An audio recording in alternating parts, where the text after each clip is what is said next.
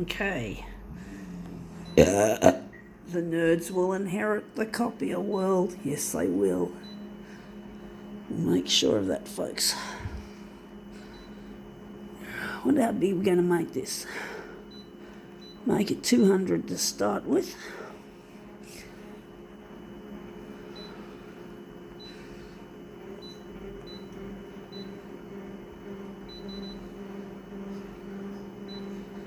Mechanical noises are annoying, folks. Gonna make it all the way contrast for this some reason.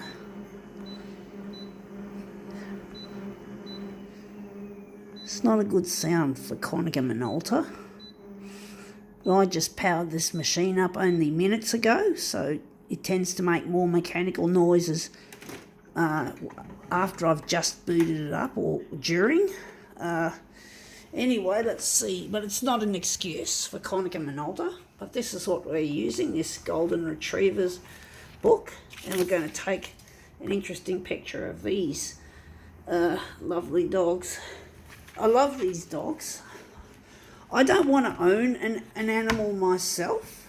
I'm not really an owning sort of a person. I'd rather look at other people's animals and admire them. I'm just not that pet friendly, folks. With pets, you have to be very devoted to them. You have to love them almost unconditionally. So, sorry, folks, I'm not doing very good camera work. So you got to love them and you got to look after them and you got to feed them and take them for walks and all that sort of stuff. They are such high maintenance. They are very high maintenance, and you have to be willing to take them to the vet, get the vaccinations and shit like that. And, they're expensive as well, and if they get sick going to the vet, well, I can't afford it, folks. When I get married to Luigi, however, we're going to have aquarium tanks, like tropical fish, but But Luigi's got enough money to pay for somebody to actually care for the fish. That looks really quite nice. To actually care for the fish. He can afford that, so we can therefore have pet fish. But basically, how big we're going to make this? This is a bit smaller than an A5. A bit, whatever. But basically, yeah. With pets, you just have to be really devoted to them, and you got to love them and care for them. And I don't have the kind of patience or anything like that. I'm just not able to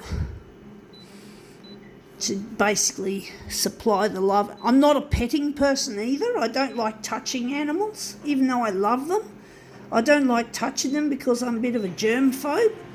I get a bit phobic about the germs of dogs and cats and other animals, so I tend to prefer just talking to them and looking at them and talking to the owners and offering praise and all that for beautiful creatures. I love these creatures, folks, but I just am not the kind of person that wants to own them.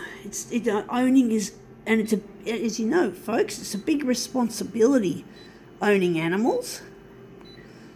How big we're going to make this? It's a really major responsibility, and it's not for everyone. So anyone who wants to purchase an animal, just think about first before you do what's required. Maybe go to a pet shop or a vet. Maybe a vet would be better because maybe they're not likely to sell you something you can't look after. But basically, if you go to a vet and maybe ask, that's just my logical conclusion, is if you go to a vet, the vet will know what's involved and all that sort of shit. Because you don't want to have pets and not look after them and neglect the poor things. You don't want to neglect them and have to have them put down or sent to a pound and hoping that someone will take them out of the pound before they get put down.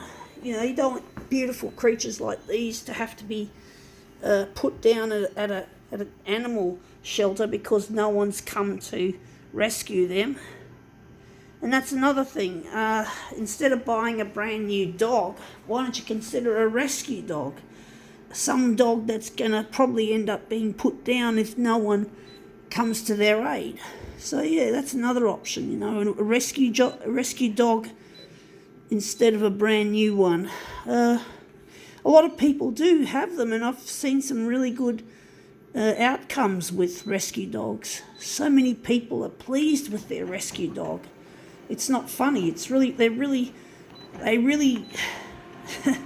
it's really nice to see a person take a dog and that's been traumatized and abandoned and have them become loving, fully functional pets. Some of them do retain some of the bad things that happened, the memories. Some of them are anxious, suffer from anxiety and that, but generally speaking, it's a really good outcome when a dog gets rescued from being put down at a pound, which is really good.